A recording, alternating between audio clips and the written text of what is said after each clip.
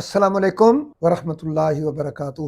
میں ہوں دادا ہومیوپیتھ ڈاکٹر محمد صدیق، اشال ہومیوپیتھک کلینک اکاڑا سے۔ آج کی ہماری ہومیوپیتھک ریمیڈی کا نام ہے گرینڈیلیا۔ یہ الحمدللہ نظام تنفس کا بہترین ٹونک ہے، ریسپیریٹری سسٹم کے لیے، اس کی شفا کے لیے عطیہ خداوندی ہے۔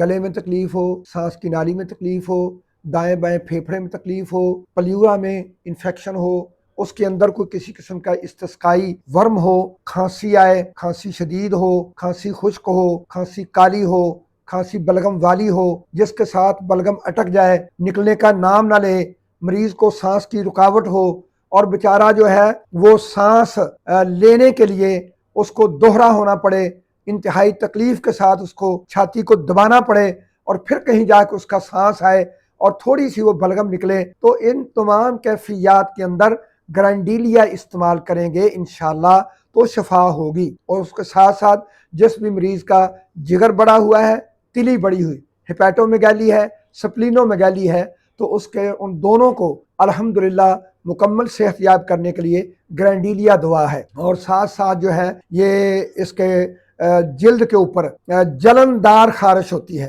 خاص طور پر خواتین کی شرمگاہ کے حصے میں جب جلندار خارش کے ساتھ دانے نمودار ہوں تو گرینڈیلیا دعا ہے۔ مدر ٹنکچر میں الحمدللہ بہت زبردست رزلٹ ہے۔